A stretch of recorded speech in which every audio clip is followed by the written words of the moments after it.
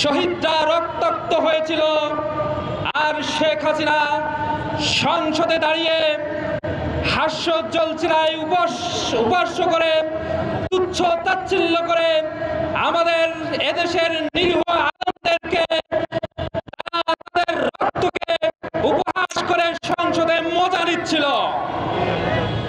আমরা আজকে সেই শেখ হাসিনা যার নির্দেশে সেই 5ই মেতে রাত্রে যে গণহত্যা চালিয়েছিল তার বিচারের দাবি আদায় করতে এসেছি। আমরা এখানে এসেছি শেখ হাসিনা সহ সেই সময় যারা শেখ হাসিনার আদেশকে বাস্তবায়ন করেছিল তাদের বিচারের দাবি নিয়ে। কিন্তু দুঃখজনক বিষয়, আজ অবধি আমরা এই শাপলা চত্বরের গণহত্যার কোন তদন্ত কমিশনের মুখ দেখতে পেলাম না। এদেশে কত ধরনের তদন্ত কমিশনার হয়, কত ধরনের কমিশন গঠন হয়, কিন্তু এদেশের আলেম ওলামাদেরকে যে হত্যা করা হয়েছে তার কোন তদন্ত কমিশন আমরা দেখতে পাই না। আমরা দেখতে পাই না 28 অক্টোবর বাংলাদেশ ইসলামী ছাত্র শিবিরের উপরে যে নির্মমভাবে গণহত্যা চালিয়েছিল তার কোন তদন্ত কমিশন আমরা দেখতে পাই না। সাতক্ষীরা সহ সারা বাংলাদেশে যেভাবে করে গণহত্যা চালিয়েছিল তাদের বিরুদ্ধে তদন্ত কমিশন আমরা দেখতে পাই না। বরঞ্চ আমরা কি দেখতে পাই, তৎকালীন সময়ে যারা বুলডোজারের আবিষ্কারক সেই নাজমুল হাসান, সে আজকে পানি সম্পদ মন্ত্রণালয়ের সচিব হয়ে দাঁড়িয়ে আছে।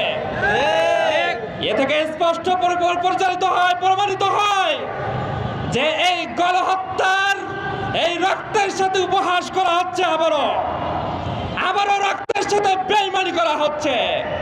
বাংলাদেশ ইসলামী ছাত্র শিবির এর তীব্র প্রতিবাদ জানাচ্ছে। যে সকল সচিবরা, যে সকল ডিসিরা, যে সকল এসপিরা শেখ হাসিনার হুকুম বাস্তবায়ন করেছিল তাদের সকল ধরনের পদ থেকে বরখাস্ত করে তাদেরকে জেলের ভাত খাওয়াতে হবে, তাদেরকে বিচারের মুখোমুখি করতে হবে। তাহলে দেশের ছাত্র জনতা বসে থাকবে না। যেভাবে করে 5 আগস্টে, যেভাবে করে জুলাই আন্দোলনে রক্ত দিয়ে শেখ হাসিনার পতন ঘটিয়েছে, আবারও তারা দেখাচ্ছে রক্ত দেবে বিচারের দাবিতে।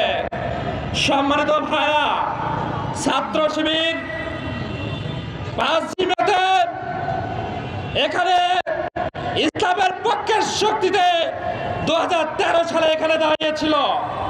তারা এখানে শ্রম দিয়েছিল, তারা এখানে ত্যাগ তিতিক্ষার নজরানা রেখেছিল। আজকে 1 যুগ পরে, দীর্ঘ 12 বছর পরে